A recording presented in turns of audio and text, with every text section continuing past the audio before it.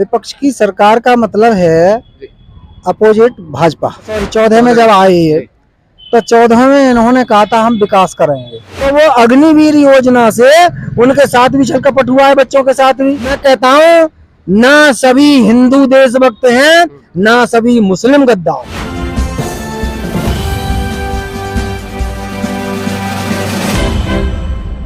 नमस्कार दोस्तों, मेरा नाम है विजेंद्र सिंह। आप देख रहे हैं जनता की तराजू। जैसा कि आप सभी लोग जानते हैं, लोकसभा चुनाव का सर्वे हमारा जारी है और हम ले रहे हैं जनता की राय। 2024 में क्या शिक्षा, स्वास्थ्य, बेरोजगारी के ऊपर जनता किसकी सरकार बनाना चाहती है? तो आइए, हमारे साथ हैं शर्मा जी, जो कि पेशे से अधिवक्ता हैं।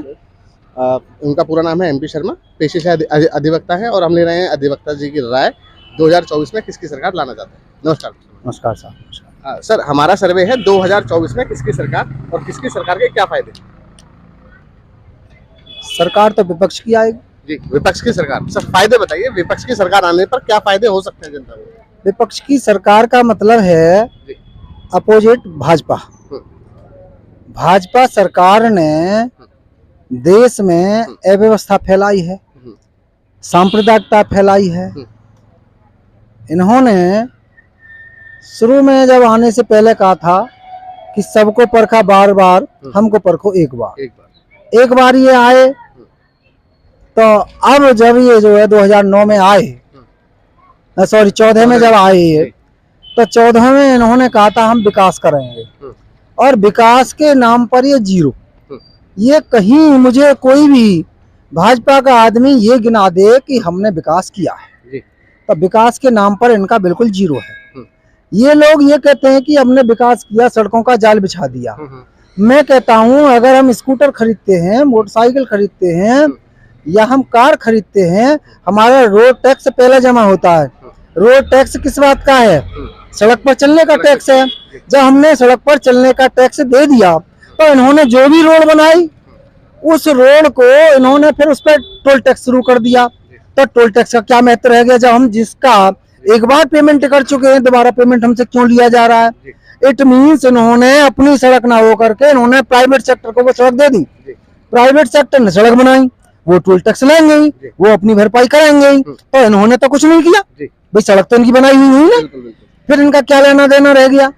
रही बात रोजगार की, आप देख रहे हैं सब बेरोजगारी डूब गए। युवा वर्ग पूरी तरह से बेरोजगार है। कहीं भी ये भर्ती खोलने से पहले उसकी इस प्रकार सेटिंग करते हैं, उसको पेपर को लीक करा देते हैं। इनकी ये एक मतलब जो है योजना होती है, और उसको लीक कराने के बाद में फिर ये क्या कहते हैं कि हम जो है उसकी जांच कराएंगे। तो वो जो पेंडिंग हो जाती है, जो भर्ती खोली, युवा को तो यूं खुश कर दिया कि देखो हम तुम्हारी भर्ती करना चाह रहे हैं, लेकिन इन्होंने अपनी योजना के तहत पेपर लीक करा दिया, फिर उसको कैंसिल कर दिया।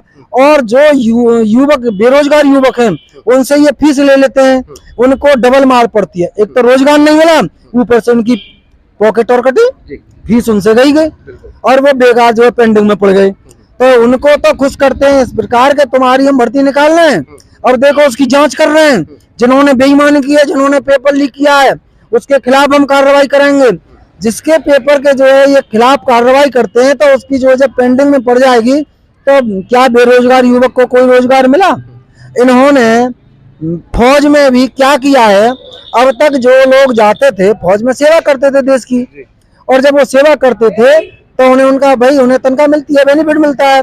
लेकिन उन्होंने क्या लाई है कि 4 साल के लिए अग्निवीर को ले आए। 4 साल में 1 साल की तो ट्रेनिंग होगी, 9 महीना की। जब उसकी ट्रेनिंग हो जाएगी लास्ट ईयर में, 3 साल के बाद में वो ये सोचने लगा 2 साल काम किया और तो मेरा रिटायरमेंट आ गया। वो क्या मन से काम करेगा?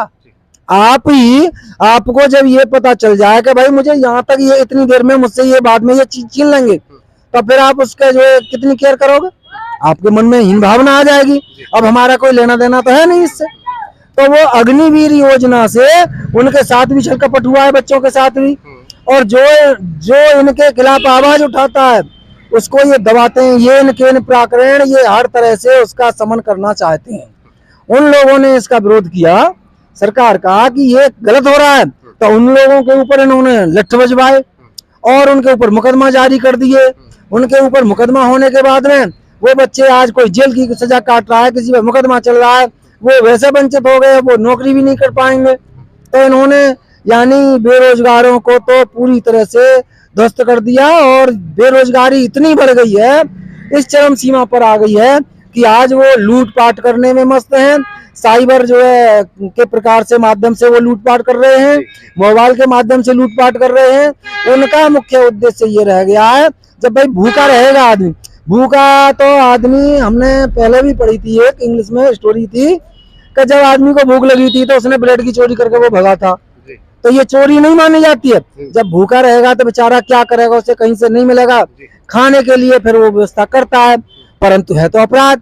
अपराध है तो मैं अधिवक्ता के नाते कहता हूँ अपराध नहीं करना चाहिए, लेकिन भूखा आदमी अपने को कंट्रोल कर नहीं पाता।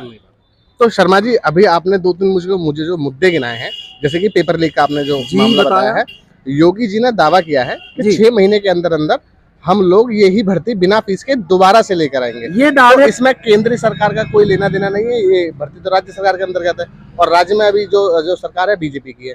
दूसरा आपने बताया अग्निवीर योजना, तो अग्निवीर योजना में भी एक ऐसा क्लाउज है कि अगर आपने 4 साल बाद में अगर आपकी परफॉर्मेंस अच्छी रहेगी तो आपको आगे और बढ़ाया जाएगा। और जो 4 साल का जो नियम जो लेकर आई है बीजेपी सरकार, उससे ज्यादा युवाओं को मौका मिलेगा फौज में जाने का। कम से कम उनके पास में एक स्किल रहेगी, फौज की ट्रेनिंग रहेगी, जिससे कि वो अपने दूसरे क्षेत्र में भी उस काम को आगे बढ़ा सकते हैं। वो आगे क्या बढ़ाएंगे, वो सिक्योरिटी गार्ड की नौकरी करेंगे। सिक्योरिटी गार्ड की नौकरी करेगा आदमी, उसका क्या भविष्य है? ये सिक्योरिटी की कोई नौकरी थोड़ी नहीं है। दूसरी बात, आपने कहा कि केंद्र की और बात स्टेट की आई। केंद्र सरकार से पुलवामा कांड जब हुआ था, उन लोगों ने कहा हमें बाई एयर भेज दीजिएगा, उन्होंने नहीं भेजा। क्यों नहीं भेजा?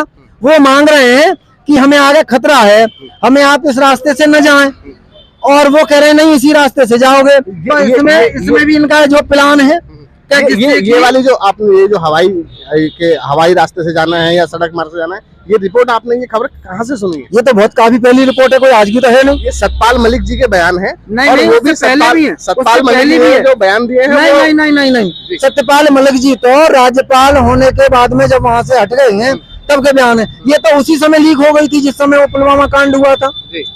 और ये क्या करते हैं, ये धार्मिक उन्माद फैलाते हैं। इन्होंने धार्मिक उन्माद के लिए, जबकि मैं प्रधानमंत्री जी को, भाजपा को स्पष्ट रूप से बता दूं, ये हिंदू मुस्लिम धर्म नहीं है। उसमें भी आया है, श्री कृष्ण जी ने कहा है गीता में, यदा यदा हि धर्मस्य ग्लानिर्भवति भारत अभ्युत्थानाम अधर्मस्य तदात्मानं सृजाम्यहम्। जब जब धर्म की हानि होती है तब तब मैं अवतार लेता हूँ और मैं असुरों का नाश करता हूँ। जब श्री कृष्ण जी ने कहा है, तो वो कहीं उसमें जब महाभारत हुआ था तो उसमें कहीं मुसलमान तो थे नहीं, कौरव पांडव आपस में भाई भाई थे, इट मीन्स दोनों हिंदू थे। और हमारे जो है, जब वो दोनों हिंदू थे तो वो धर्म की बात कर रहे हैं कि जब जब धर्म की हानि होती है, उसमें साफ लिखा है तो वो धर्म होता है, उसमें वो धर्म में हिंदू मुस्लिम तो नहीं थे। आज ये हिंदू मुस्लिम की बात करते हैं। अब मैं बात पूछता हूँ आपसे, धर्म जो होता है, भाई बहन का धर्म होता है, बाप बेटे का धर्म होता है, पति पत्नी का धर्म होता है, ये धर्म है। हिंदू मुस्लिम किस बात का धर्म है? मैं कहता हूँ, मैंने लिखा भी है, मैं कहता हूँ ना सभी हिंदू देशभक्त हैं, ना सभी मुस्लिम गद्दार, ये आप मानेंगे। तो इसीलिए एक जातिवाद के आधार पर, ये तो अपनी जो पूजा पद्धति है, ये तो पूजा पद्धति करने के अपने अपने आधार हैं।